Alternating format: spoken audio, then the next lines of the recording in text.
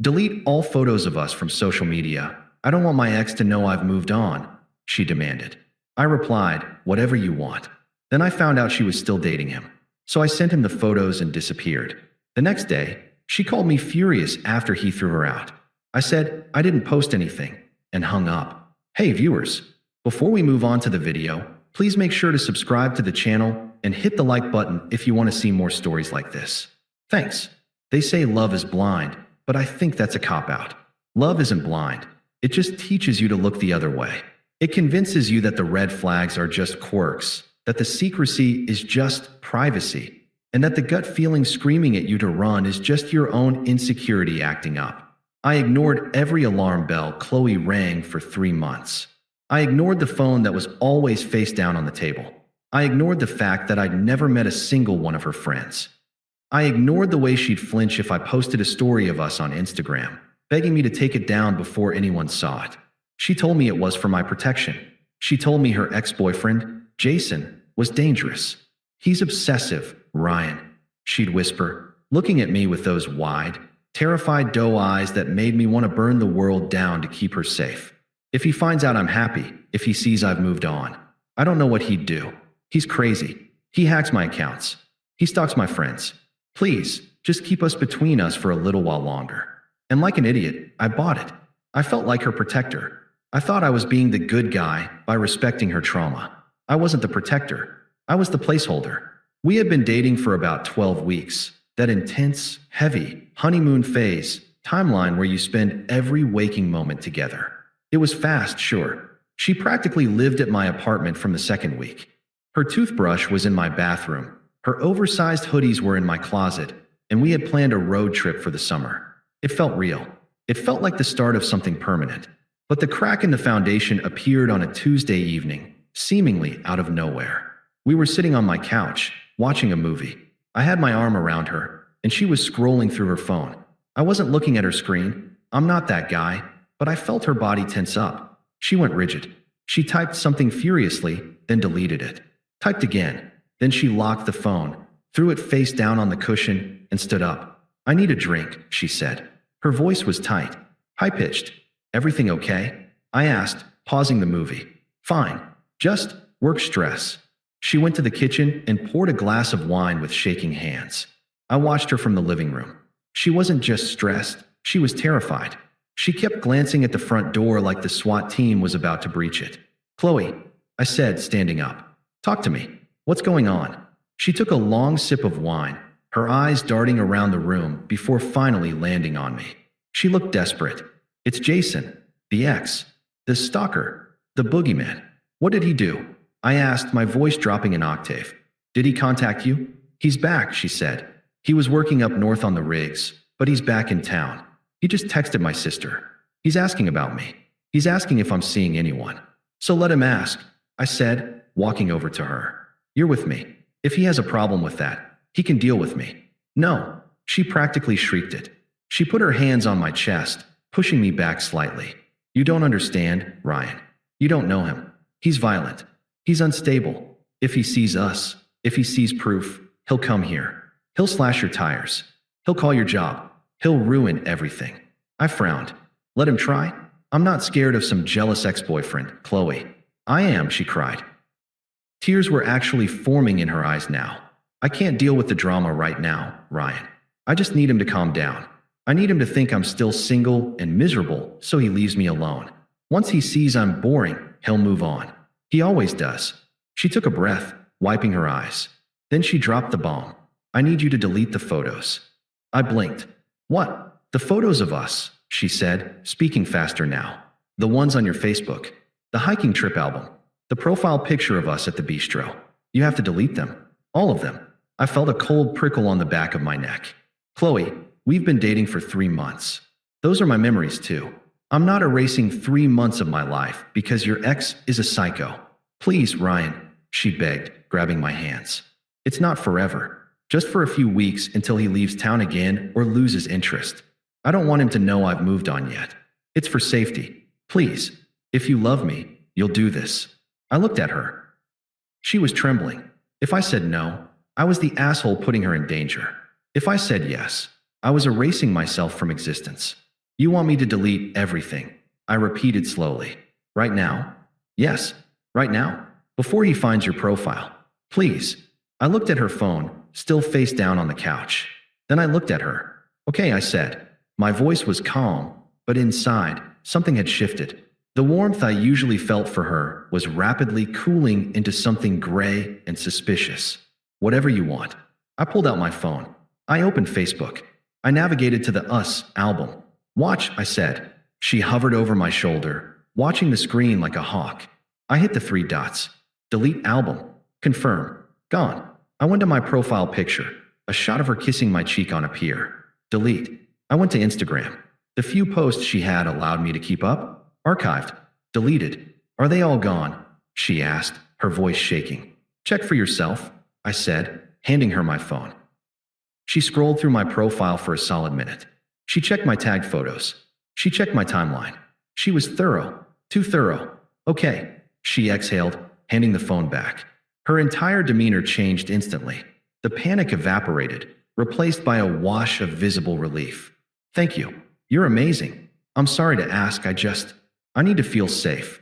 She kissed me, but it felt performative. I'm going to go stay at my mom's place for the weekend, she said, pulling away. Just until the dust settles. I don't want him seeing my car parked here. Right, I said. Smart. I'll call you Sunday night, she said. She grabbed her bag. She had already packed it, I realized, and headed for the door. I love you, Ryan. Love you too, I lied. The door clicked shut. I listened to her footsteps fade down the hallway. I heard the elevator ding. I stood there in the silence of my apartment. The screen of my phone was dark. I don't want him to know I've moved on. The phrasing rattled around in my skull. Not, I don't want him to find you. Not, I don't want him to hurt us.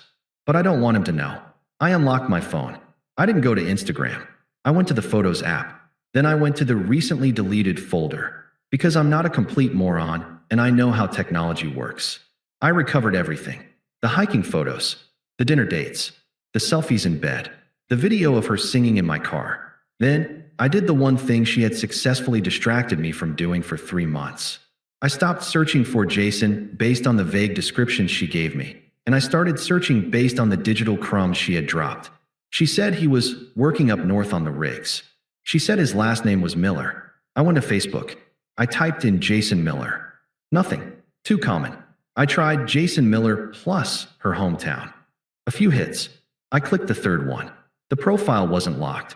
It was wide open. And the cover photo wasn't an oil rig or a construction site. It was a photo of 2 people standing in front of a giant "Welcome to Cancun" sign. One was a guy, tall, athletic, wearing a backwards cap. The other was Qley. I checked the date on the photo. 5 months ago, before she met me. Okay, that tracked. Then I scrolled down to his timeline. Post from 2 hours ago. Finally landed. 12-hour flight from Dubai was hell, but so worth it to be back in the same time zone as my girl. Coming for you, babe. Hashtag homecoming, hashtag missed her. My stomach dropped through the floor. Dubai? She said he was on the rigs up north. I scrolled down further. Post from 3 months ago. Right when we started dating, hardest part of this contract is leaving this one behind. See you in 90 days, Qley. Keep the bed warm for me. Love you. There was a photo attached. It was Qley, kissing him goodbye at the airport terminal. She was wearing the same hoodie that was currently hanging in my closet. The timeline snapped into place with sickening clarity. Jason wasn't an abusive ex. Jason wasn't a stalker. Jason was her long-term boyfriend who had gone overseas for a 3-month work contract. And me? I wasn't the boyfriend. I wasn't the protector. I was the entertainment. I was the warm body she used to pass the time while the real boyfriend was away making money. And now, the contract was up. The 90 days were over. Jason was back. That's why she needed the photos gone. Not for safety, but to clean the crime scene. She was scrubbing the evidence of her affair before she went to her mom's house, which was definitely just Jason's apartment. I sat there on the couch, the glow of the phone illuminating the dark living room. I looked at the recently deleted folder I had just restored. 3 months of evidence. Timestamps. Geotags. Messages. Whatever you want, I whispered to the empty room. I stood up and walked to my laptop. I didn't feel sad anymore. The heartbreak had been severed instantly, cauterized by the sheer audacity of the disrespect. Now, I just felt precise. I opened a new folder on my desktop. I named it Welcome Home, Jason. It was time to give the man his welcome gift. Revenge is sloppy when it's emotional. It's loud, messy, and usually backfires. But justice? Justice is administrative. It's just filing the correct paperwork to the correct department and letting the system do the rest. I wasn't angry anymore. Anger implies I lost something of value. I hadn't. I had lost a fraud. Now, I was just an auditor conducting a very thorough review of the assets.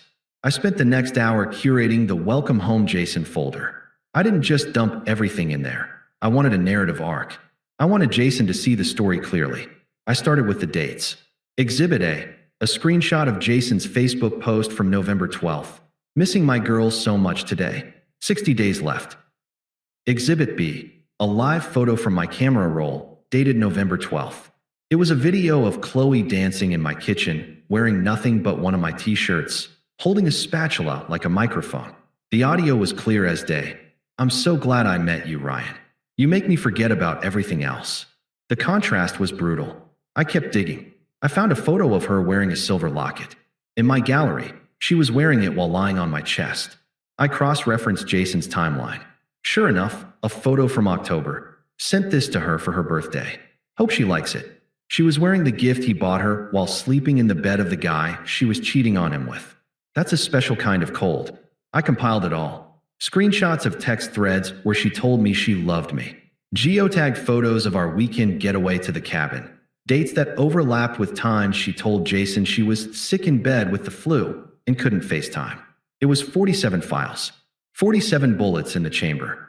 I zipped the folder. Then, I went back to Jason's Facebook profile. I couldn't send the zip file directly through Messenger. It was too large, and the quality would be compressed. I needed him to see the 4K reality. So, I uploaded the folder to a Google Drive link. I set the permissions to anyone with the link can view. I clicked message on Jason's profile. I didn't want to sound like a crazy person. I didn't want to sound like a scorned lover. I wanted to sound like a man doing another man a solid. I typed, "Hey Jason, you don't know me, but I've been dating Qley for the last 3 months. She told me you were her crazy, abusive ex-boyfriend. Tonight, she made me delete all our photos because she said she was afraid of you finding out she had moved on. I did some digging and realized you aren't an ex, and you aren't crazy. You were just away working. She asked me to scrub the internet of us, but I figured you deserved to see what she was actually doing while you were gone. Welcome home, man." I pasted the Google Drive link below it. I hovered over the send button. I looked at the clock. It was 7:45 p.m. Jason had landed 2 hours ago. By now, Qley's mom's house, aka Jason's apartment, was probably full of reunion energy, gifts being exchanged. "I missed you" hugs.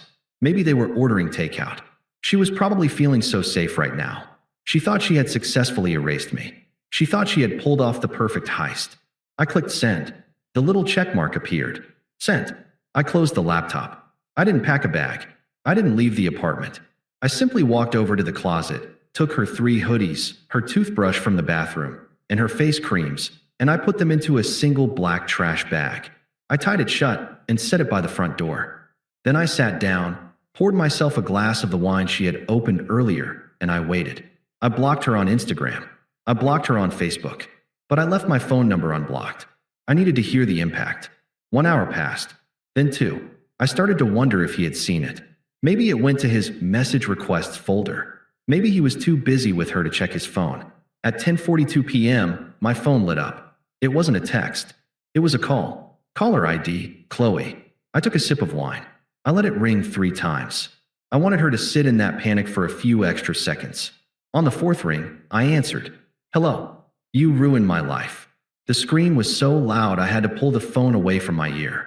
It wasn't just anger. It was the hysterical, guttural screech of an animal caught in a trap. In the background, I could hear wind. Cars passing. She was outside.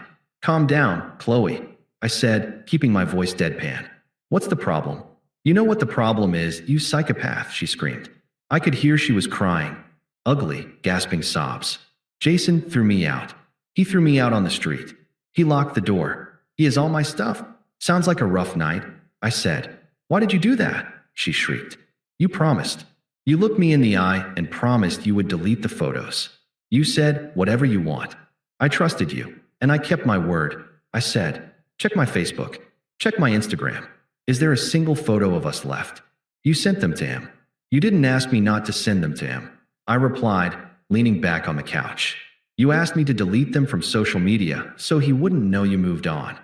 I figured that was a lie, since he's not your ex. So I sent him a backup. I thought he'd appreciate the clarity. He smashed my laptop, she wailed. He saw the video, Ryan. The one in your kitchen. He saw everything. He called me a whore and threw my suitcase on the sidewalk. Jason sounds like a man of decisive action, I said. I respect that. Stop talking like that, she yelled.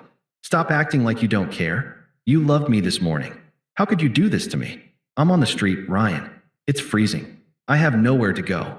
My mom lives 3 hours away. She paused, her breathing ragged.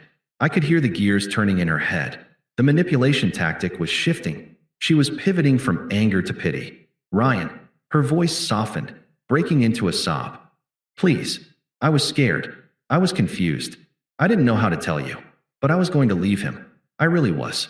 These last 3 months with you, that was real. You know it was real. It wasn't real, Qley, I said. It was an audition. And you failed. Don't say that, she pleaded. Please. Can I come over? Just for tonight? I can't stay on the street.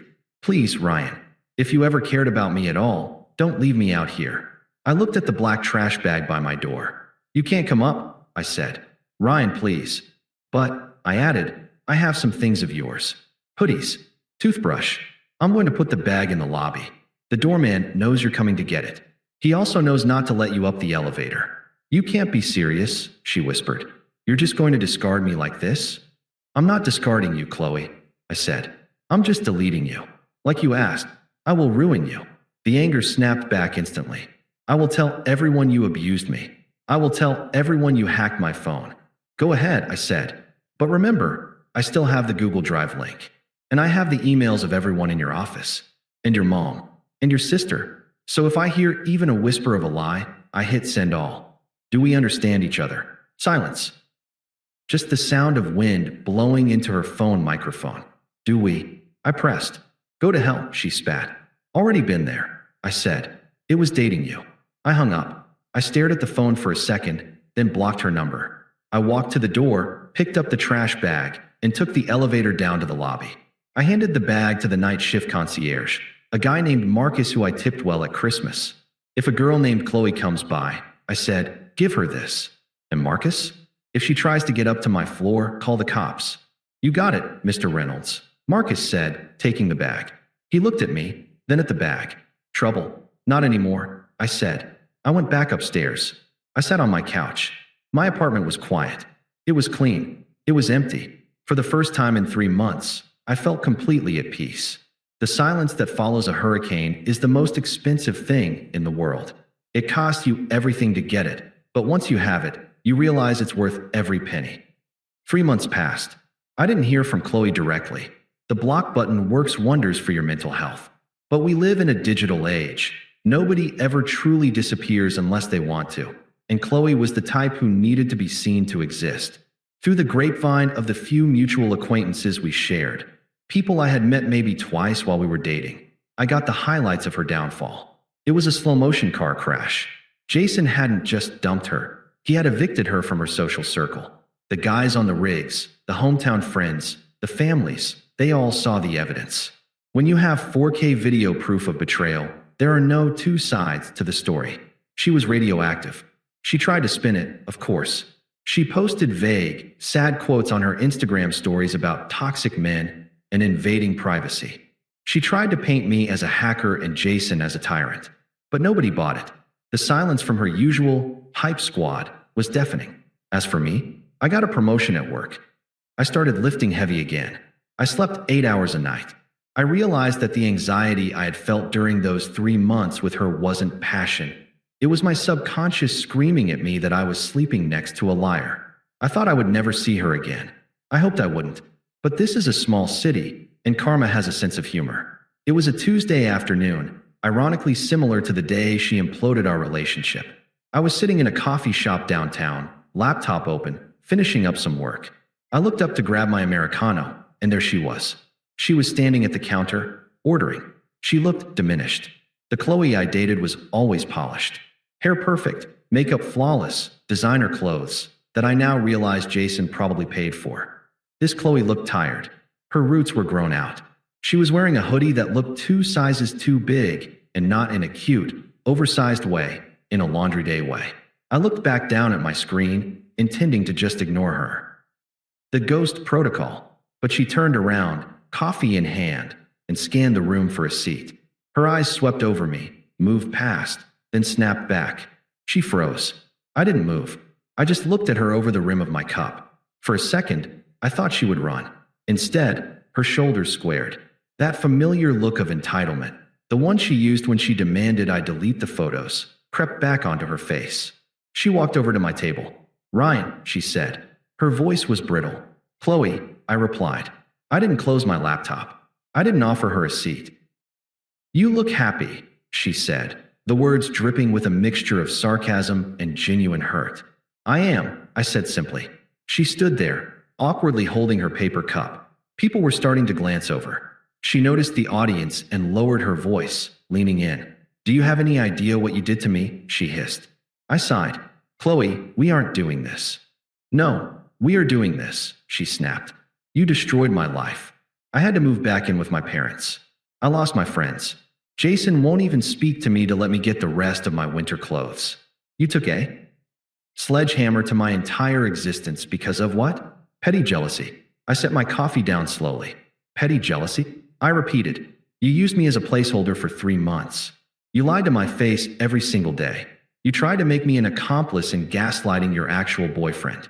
And when the walls closed in, you tried to erase me like I was a glitch in your software. I was going to choose you," she whispered furiously, tears springing to her eyes. It was a good performance, but I'd seen the rehearsals. I was confused, Ryan. I was going to break up with him when he got back. I just needed time. If you had just waited, if you had just trusted me, we would be together right now.